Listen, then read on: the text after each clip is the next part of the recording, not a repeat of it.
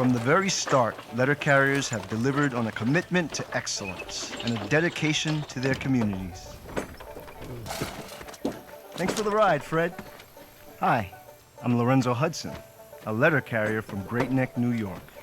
Join me on a journey through time as we celebrate 125 years of NALC history. Do I need stamps? Nah, I'm good.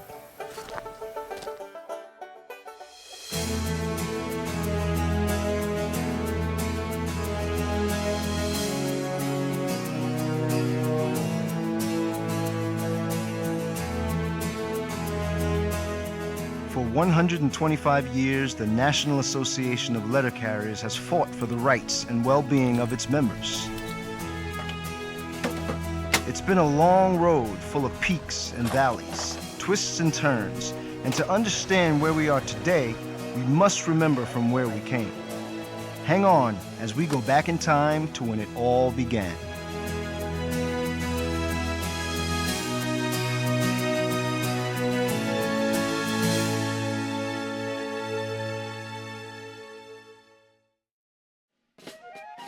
As our nation declared its independence from the British, having a system of communication was key to the growth of a new democracy.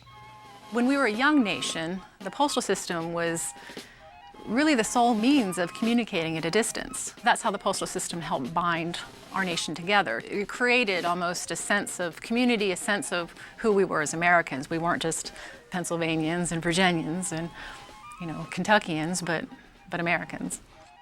The postal system grew quickly. Post offices were springing up in cities, towns, and villages, connecting people while at the same time legitimizing a new government. In the early days of our country, America's first letter carriers received no salary. The first letter carriers in the U.S. were what are referred to as penny postmen. They delivered letters from the post office, but it was on a fee basis, 1 or 2 cents per letter delivered. 2 cents a letter was a lot of money back then. The problem was few people could afford to have their mail delivered. Most people said, no thanks, and the letter carrier walked away penniless. It is hard to imagine making a living just based on 2 cents a letter, and that's if the patron wanted the letter delivered to their house, because most people went to the post office in those days before the Civil War to get their mail. Making matters worse, a political game of you scratch my back, I'll scratch yours left many postal employees itching. It was a practice called the spoils system, a political promise of jobs in exchange for loyalty. All well and good as long as you bet on the right horse. Letter carriers did not have real job security because of something called the spoils system. When a new election was held, if another political party won, they could be out of a job. By 1863, our nation was in the throes of a civil war.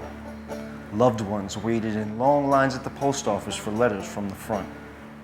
Then, on a bitter cold day in Cleveland, Postmaster J.W. Briggs decided he had a better idea: free delivery. He was in the window in the lobby just observing just huge crowds of people that were waiting in line to call to see if they had any mail. And he got the idea to have home delivery, to have letters delivered to the homes rather than people having to line up at the post office. So he instituted the first city carrier delivery, actually becoming a carrier himself. As one would imagine, free city delivery became an instant hit with the public. And Congress followed suit. They passed a law July 1st, 1863, establishing city carrier delivery. So having letter carriers, trusted public servants, deliver the mail to the businesses, to the residences, it was a revolutionary idea. While the Civil War gave birth to free city delivery, it also marked a time of emancipation and struggle for Black Americans. The Post Office Department was one of the very few employers offering jobs to people of all races. And a letter carrier named William Carney, who served the community of New Bedford, Massachusetts, was one of the first African Americans to deliver mail. But that's just part of his story. William Harvey Carney was a runaway slave from Norfolk, Virginia. And by 1863, when the Union Army was accepting black soldiers, he decided that he wanted to serve. He wanted to help liberate slaves in the South where he had been enslaved. And he signed up for the 54th Massachusetts Infantry, the one made famous by the film Glory. He won the Congressional Medal of Honor for his bravery at that Battle of Fort Wagner.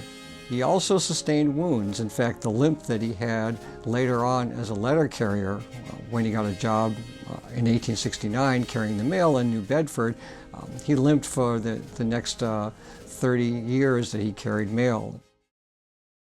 1883 was the beginning of the end for the spoils system. What reforms the spoils system is the 1883 Pendleton Act, the Civil Service Reform Act, so that letter carriers, postal workers, federal employees don't have to be dependent upon what party is in power. Certainly with civil service reform, you see that letter carriers are in a new position. The job starts to be based more on merit. There's not as much turnover. You can see letter carriers starting to form a real common identity around that time by the late 19th century. By the late 1800s, the United States becomes a churning industrial machine. Factories are emerging and expanding in every city. The federal government is also growing by leaps and bounds. And at the same time, employers are facing a hard time, so they're trying to cut their labor costs however they can. They're introducing new technologies, they're trying to find workers they can hire for lower wages, and so the result is a lot of labor conflict in the late 19th century. And working as a letter carrier in the 19th century was not easy. Letter carriers early on had a tough job. They could work maybe 12, 14 hours a day. Maybe they showed up at the office before sunrise to sort mail and then go out on their rounds, come back and do it over. Because initially in the largest cities there were multiple daily deliveries. The post office did not provide. They did not provide pensions, they did not provide workers' comp, they did not provide annual leave or sick leave. You were just expected to show up, deliver the mail, you got a salary, you went home. The thing that inspired workers was the idea of achieving an 8-hour workday. 8 hours for what we will was one of the slogans. 8 hours for work, 8 hours for rest, 8 hours for what we will. You know, meaning that a basic guarantee of every working person's life should be time to enjoy life. In 1868, Congress passed an 8-hour law for federal laborers, workmen, and mechanics. But the Post Office Department argued that postal employees didn't fit that description, so they ignored the law. Angry and determined, letter carriers used the clout of their local associations to get an 8-hour bill for carriers introduced in Congress. The Post Office Department fought back. Carriers who were leaders in the movement were harassed and fired. However, the 8-hour carrier bill was finally passed in 1888, earning letter carriers newfound respect in the labor movement. And that's when they decided to get together in Milwaukee to form the first nationwide postal union. It was August 29, 1889 in Milwaukee. 60 letter carriers from 18 states gathered in a meeting room above Schaefer's Saloon and unanimously adopted a resolution to form the National Association of Letter Carriers. William H. Wood of Detroit was elected the union's first national president.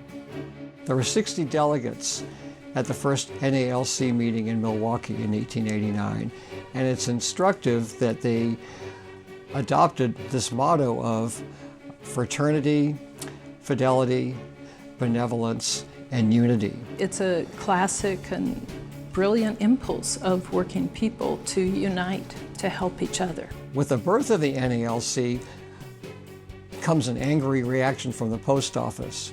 They fire the branch leadership in St. Louis. They harass carriers. But the newly formed NALC would not be dissuaded. Union membership was exploding. And by 1892, there were branches in more than 335 cities nationwide. And it's a good thing because that fight for the 8-hour day, it was back again. The Post Office Department was still willfully misinterpreting the law. So by this time, letter carriers are seeing the results of their lobbying, and they're also seeing the frustration of being denied one of the things that they fought for, So, for example, at first they thought, well, as long as it was an average of 8 hours a day, say over the course of a month, that was okay. Letter carriers didn't agree that that's what Congress's intent was, so they actually took the Post Office Department to court. It was a case which went all the way to the Supreme Court, and in 1893, it was decided in favor of the letter carriers. The NALC had prevailed, winning a $3.5 million settlement. Thousands of letter carriers finally received long overdue pay. Right from the start, the newly founded union was besieged with challenges, including an attempt to stamp it out.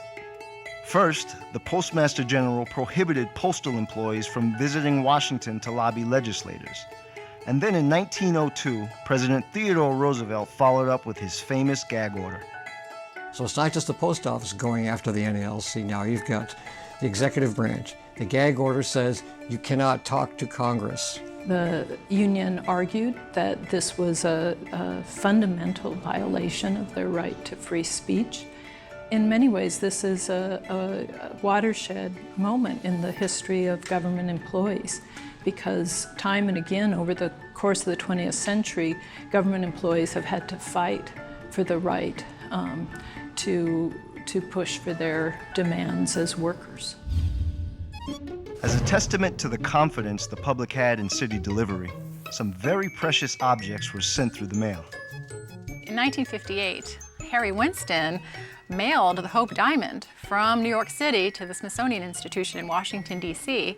He was quoted as saying at the time that the U.S. mail was the safest way to mail gems, and in fact, he had sent them all over the world that way. But something even more precious was mailed in the first few years of parcel post.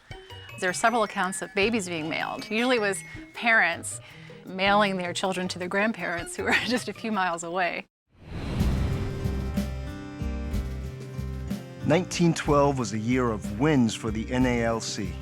The gag rule was rescinded, giving postal employees the right to petition Congress. And the Man Sunday Closing Act was passed, closing post offices on Sunday and finally guaranteeing postal employees at least one day off every week. What the NALC tried to do from its very beginning was to look out for the interests of postal workers in improving their conditions of work. Having to work 7 days a week, that's exhausting. They were actually able to get Sunday delivery cut out by 1912. In 1916, now freed from the gag rule, the NALC was like a dog with a bone. It quickly lobbied Congress for a pay raise, sick leave, workmen's compensation, and retirement benefits. So during this time, the NALC still doesn't have any collective bargaining rights. They have to appeal to Congress and postal management itself for improvements in working conditions. And that's something that they become very good at doing. Within a couple of decades of its founding, the NALC was gaining clout, and the American Federation of Labor took notice. After much consideration, the NALC joined the AFL, making both organizations more powerful. When the letter carriers affiliated in 1917, it said to the world that the labor movement and having a voice on the job is important for every worker, public and private, and they led the way in that fight. From the Great Depression of the 30s through the war years of the 40s, the country experienced some of its leanest times, and so did letter carriers. During the Great Depression, the whole country suffered. In the early 1930s, at first, letter carriers were furloughed. About a year later, they were given an across-the-board just 15% pay cut. Following the Great Depression, New Deal-era programs were introduced with the goal of restoring economic health. You see huge legislative achievements like the Wagner Act and the Fair Labor Standards Act. It created the National Labor Relations Board. It established the means by which workers could petition for the right to a union. And it provided for, among other things, a minimum wage and overtime pay after 40 hours. That was only extended to private sector workers. The Wagner Act and the Fair Labor Standards Act specifically excluded public employees. Once again, letter carriers were left out in the cold.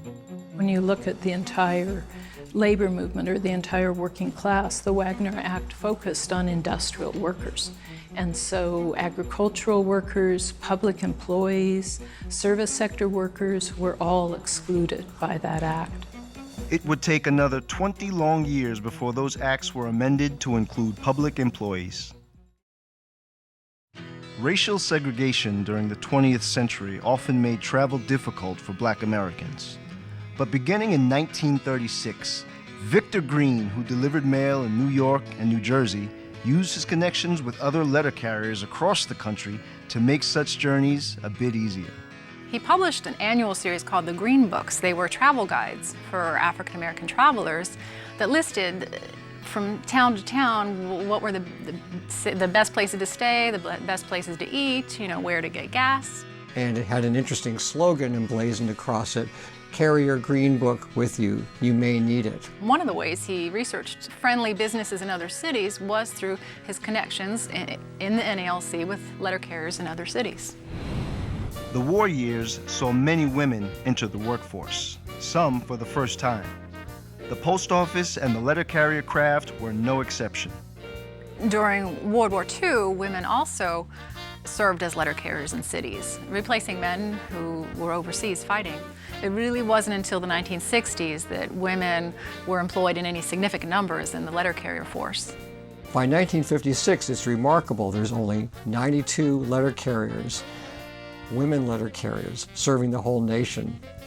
But in the 1960s, that blows up to 18%, and today we have 37% of postal workers being women. Today, women not only carry the mail in large numbers, but they serve in leadership roles within the NALC, both on the branch level and on the national level. Although racial discrimination was pervasive in the 20th century workplace, the post office was a hub of opportunity, providing career jobs to African Americans in great numbers. They could afford to buy a home. They could send their kids to college. So by 1970, we see that blacks are twice as likely to work at the post office as whites. As the NALC continued to grow, a physical presence in Washington became more and more important. So in 1950, the union purchased prime real estate on Capitol Hill and broke ground on its permanent national headquarters at 100 Indiana Avenue Northwest. They didn't have the funds to build it. They started soliciting. The building started in 1950 and dedicated and finished in 1952. And so it's testimony to the grassroots support, all that money that was raised.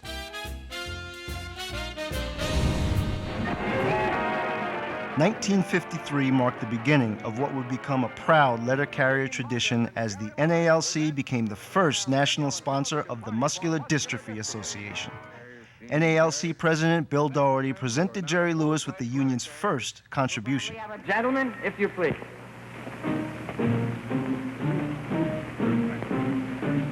Gonna take a sentimental journey.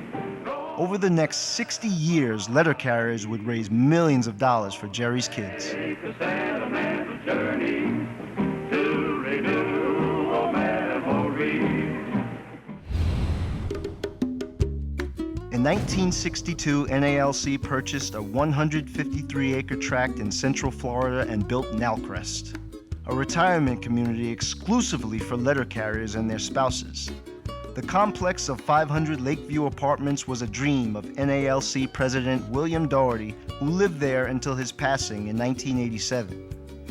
Many retired letter carriers call NALC home to this day. It was 1962 when President Kennedy signed a law that would allow public sector workers the right to collective bargaining, at least for some things. When President Kennedy signed Executive Order 10988 granting partial collective bargaining rights, unions saw some rights and representations, things that they could bargain except for wages and benefits that they still had to go to Congress for.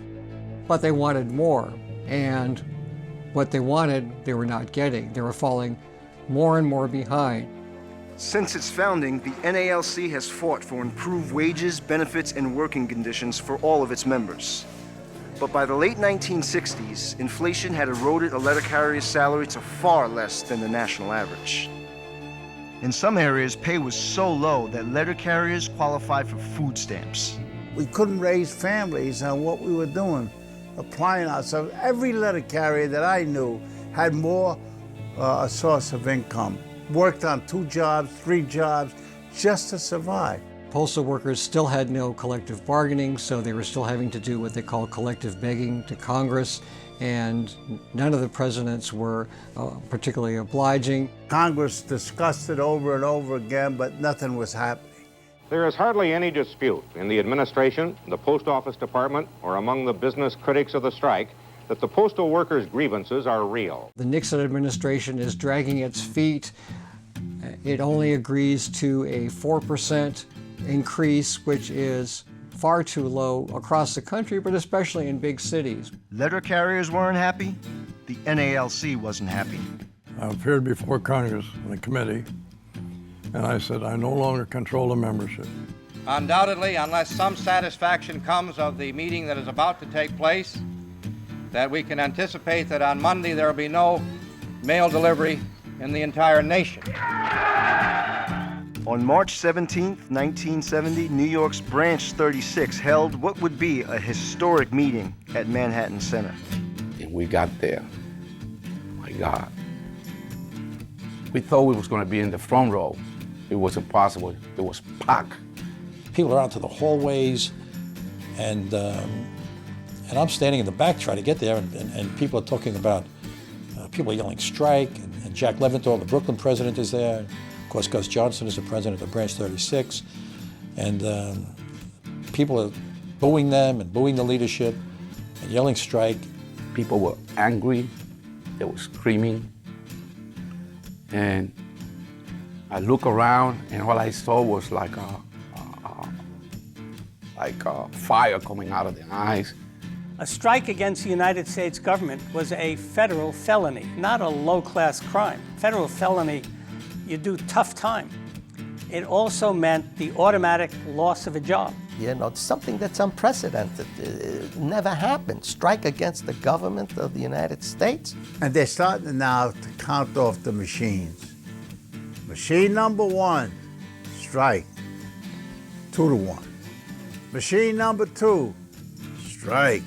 Gus Johnson of New York City. He called me at midnight, and he said they have passed a motion to strike, and they're on strike, and I said, let it blow. That's all I said, let it blow. And blow it did. More than 200,000 postal workers across the country followed the renegade branch onto the picket line. New York goes out first, Branch 36, of course, in Manhattan and the Bronx, and then spreads throughout the rest of the country. In cities like Boston, Minneapolis, Philadelphia, they were out on strike. So for letter carriers to go out on a wildcat strike, running the risk of jail and the risk of losing their job was an extraordinary moment. At this time, we take the position, the rank and file, the people that are out in the street, the people that carry the bags, the people that sort the mail, that it's up to Congress to give us something, show us good faith, put something on the tables. The strike had an immediate crippling effect on the country. Pressure came from both Wall Street and Main Street. In an attempt to stem the tide of turmoil, President Nixon ordered 25,000 soldiers to move the mail in New York City. I have just now directed the activation of the men of the various military organizations to begin in New York City the restoration of essential mail services. We are all loyal Americans, willing to go back to work, happy to go back to work, but we will not be coerced by troops. President Nixon had grossly underestimated the complexity of a letter carrier's job. What exactly are you doing? I don't really know. Do you think you're doing it as fast as a postal worker? No, I don't. No. He must have his own little tricks because I can't find half the slots. It was a failure. They found out just how hard postal work is and how important it is. Nixon's Secretary of Labor, George Shultz, said, the only thing worse than a wildcat strike is a wildcat strike that succeeds. It was announced at a New York news conference, a 12% pay increase, quicker raises, no penalties for local union leaders like Gus Johnson of the letter carriers. I hereby urge and direct the members of Branch 36, National Association of Letter Carriers, to return to work. Thank you. The strike was over 8 days after it began. The letter carriers had prevailed. They didn't know whether they'd be fired, jailed, fined, banished. They didn't know. And yet, they had the courage to stand up in the best traditions of the labor movement and say, with solidarity, we'll all be able to do better. Without the strike, there would have been no collective bargaining. Without collective bargaining, there would have been no increases in letter carrier wages, terms, and conditions of employment that lifted them into the middle class. Letter carriers today are proud members of a dwindling middle class, the direct result of the 1970 strike and collective bargaining. Ever since someone wanted to send something to someone else through the mail, it was delivered somehow. Planes, trains, automobiles, and people carry most of the mail. But throughout history, letters and parcels have reached their destination by way of horse, dog sled, pneumatic tubes, snowmobiles, a thing called a mailster, and even a rocket. The Great Postal Strike of 1970 delivered letter carriers solidly into the middle class, and it proved especially empowering for the strike's leader, Vincent Sombrado. Just 1 year later, New York's Branch 36 elected him their president. In 1978, Sombrado was elected NALC's national president, a position he held for 24 years. The strike not only brought about new leadership to the NALC, but within the year after the strike, letter carriers had a new employer. The Post Office Department was now called the United States Postal Service, and it became an independent agency of the federal government. What the strike won was collective bargaining rights within this new entity called the U.S. Postal Service. Congress tells this newly minted Postal Service to be more businesslike, presenting a new set of challenges for the NALC. They were measuring carriers. If you're 20 years old, you got a better stride and yardage than the 60-year-old man. But they didn't consider that. Everybody had to conform to the 20-year-old. It was called the Kokomo Plan, an efficiency study implemented by the Postal Service and named after the Indiana city in which it was first tested. For letter carriers, it meant harassment and over-supervision. Carriers were treated like robots. The notion that by micromanaging and timing, by time clock, every element of what an employee does, you can establish a norm and require every letter carrier, young and old, tall and short, quick and slow, to do the job at a time as a stopwatch determined period of time. The Kokomo study ushered in a renewed dependence on the union to combat the aggressive management style of the new Postal Service. The NALC fought hard against the Kokomo Plan. It failed to gain traction and fell to the wayside. But NALC's struggles were far from over. One of the first things that confronted Vince when he took office in 1979 was that a fraction of the membership, perhaps 1/3 of the nation's letter carriers, had been represented in a private lawsuit against the Postal Service. The Postal Service had failed to pay overtime, a violation of the Fair Labor Standards Act. When Vince came in, we were directed to do whatever we could to get involved in a lawsuit, to involve the Secretary of Labor, and to have the Fair Labor Standards Act applied fairly to all the rest of the letter carriers who had been excluded from the private settlement. On behalf of all letter carriers, the NALC won a $400 million settlement for back payment of overtime wages. Yeah, everybody said, well, this is what a union can do for you. That fight, when they joined with the AFL-CIO, was really an epic fight that sort of changed the attitude towards public workers. I think it is by far the greatest Fair Labor Standards Act, the largest Fair Labor Standards Act recovery in history.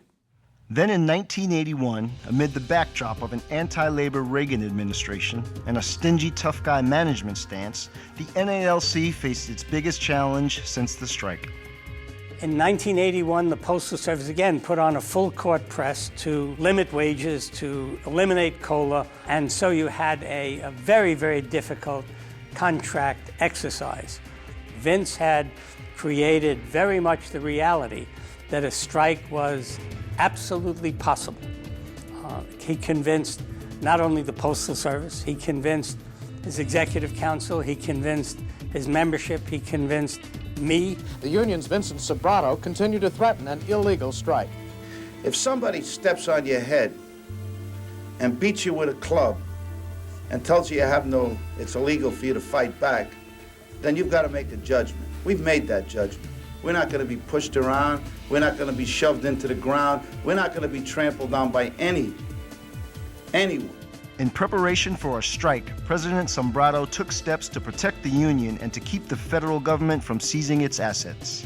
He had, I think the statute of limitations has passed, he had withdrawn a large sum of money from the NALC accounts, put it in a suitcase and put it in a safe in the event the union went on strike and needed operating funds. Members of the Executive Council were in session at midnight at the time the contract expired. People were afraid of losing their jobs. People were afraid of being arrested. The parties worked through the night. Negotiations went down to the wire. Finally, after much back and forth, a settlement was reached, a strike was averted, and letter carriers remained on the job. The experiences of the 70s and 80s reinforced the need for a strong legislative and political presence to ensure that letter carriers were well represented within the halls of Congress. One of the things that makes the National Association of Letter Carriers special in this town, is that it has developed, starting with Vince's election in 1979, a political and electoral machinery that is, I think, second to none among organizations like the NALC.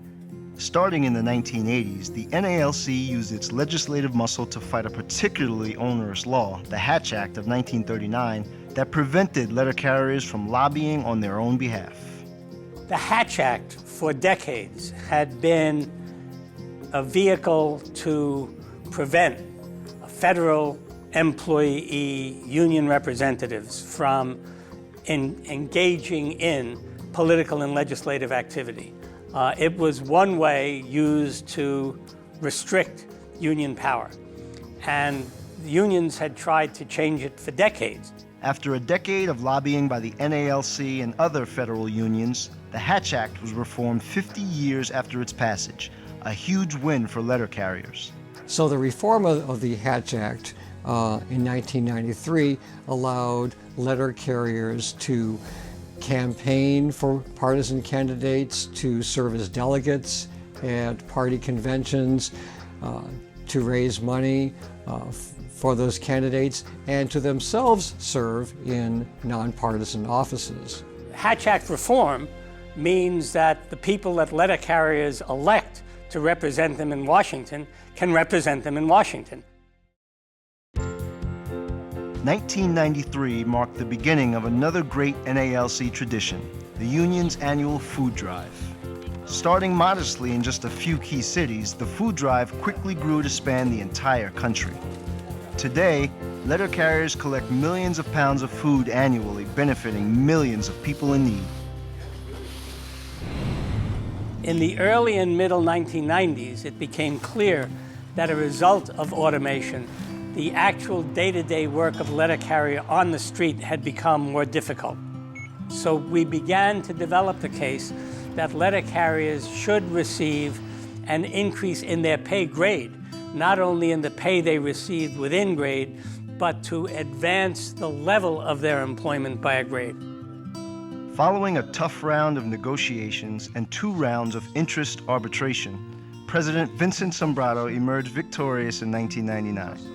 Letter carriers were elevated a full grade level up in pay, a huge deal. Maybe the most critical of all, men and women that deliver the nation's mail, the letter carrier. The initial boost from level 5 to level 6 produced, as I recall, about $1,100 a year in increased salary for the letter carrier. That doesn't sound like a lot, but when you calculate it for the term of a letter carrier's entire career, it's a difference of tens of thousands of dollars. It also meant, I think, a significant psychological difference. It was the recognition that the work had changed, being out there every day of every month of every year. That's really a heck of a job.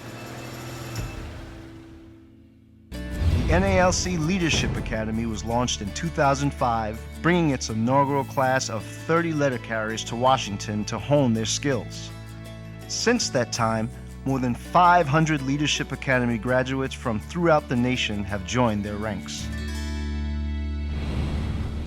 In 2005, the union's mettle was put to the test. In an effort to save money, the Postal Service began to contract out mail delivery to private sector workers. NALC leadership rolled up its sleeves. The issue was the Postal Service was just dead wrong. In order to achieve short-term savings, they took away the benefits of employees. They were hiring people without background checks. These people were doing things that were not right. It was bringing disgrace upon the letter carriers. We had to do something. We had to do it quick. The NALC went head-to-head with the Postal Service over its hiring of private contractors with the goal of protecting good union jobs and ensuring the security of the mail. We had to negotiate a contract at the time, so we were looking for a provision to protect us against contracting out. And at the same time, we were trying to get a bill passed in Congress to prohibit contracting out. We had to convince them it wasn't about our jobs, it was about the brand of the Postal Service. If the American public loses faith in our ability to safely deliver the mail, there won't be a Postal Service in the future. So this is very important to us. The NALC pulled out all the stops, holding rallies across the country and convincing members of Congress that contracting out was a bad idea. The Postal Service backed down, giving NALC a significant victory on behalf of its members. For decades, Saturday delivery has had a target on its back. Eager to shrink to a 5-day delivery schedule, the Postal Service turned up the heat in 2009, threatening tens of thousands of letter carrier jobs and a reduction of vital service to the public. There's people in Congress that don't really have an interest in the future of the Postal Service. They're looking to destroy the Postal Service. Forcing the Postal Service to slash service, reduce quality, and degrade its unique last-mile delivery network will simply drive more business away and tip us into a death spiral. I think that we have a vision for the future that will make the Postal Service flourish for years to come, and I don't see where it's a partisan issue. This is America's Postal Service. It's a consistent battle that we've been very successful in defending against. We're in over 100 cities today, across America. Are we ready? Because we need to let the American people know Congress gets the job done. that our fight is their fight. Our members just do a great job, and they're going to continue to do a great job as this battle continues. There are times when letter carriers are thrust into the middle of the action, like the anthrax attacks on postal facilities after 9/11. Responding to such challenges, letter carriers are working with the Postal Service on the City's Readiness Initiative, experimenting with delivering drugs in emergency situations. Letter carriers are part of every neighborhood. They're in every neighborhood 6 days a week. People trust letter carriers. They're the most trusted federal employees for how many years in a row now. They bring a sense of normalcy to a neighborhood when something's going on, so it's such a natural fit. And letter carriers volunteer. They're happy to do it. They're there to protect their neighborhoods.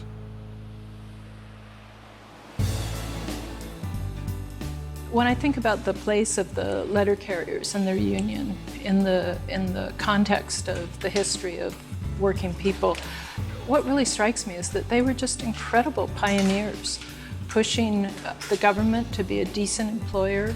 That's what the letter carriers fought for. I think it's remarkable that the NALC is not only still around after 125 years, but is considered one of America's strongest unions. Despite the fact that it's a public service union that has no right to strike. The fact of the matter is that letter carriers are hardworking, very efficient, rather extraordinary public servants, and the ongoing effort by the NALC to convince the Postal Service of that reality, I think has been a significant achievement. Every movement has go-to people. When it comes to getting something done, I know I can go to letter carriers. I know they'll produce people, they'll mobilize, they'll educate, they'll bring the community in with us, and they always deliver what they say they'll do. They're the go-to union that we have right now. As we celebrate the 125th, I think we're going to look back at our proud history, which is forged by our pioneers in the union that have taken big chances. They've put themselves on the line and pretty much paved the way for us to do the same for the future generations. For 125 years, letter carriers have worked hard, and the NALC has fought hard to protect the rights and well-being of all letter carriers. The challenges have been great, but the achievements have been worth the struggle. And the fight is far from over. On behalf of the NALC and postal customers throughout the nation, thank you for all you do.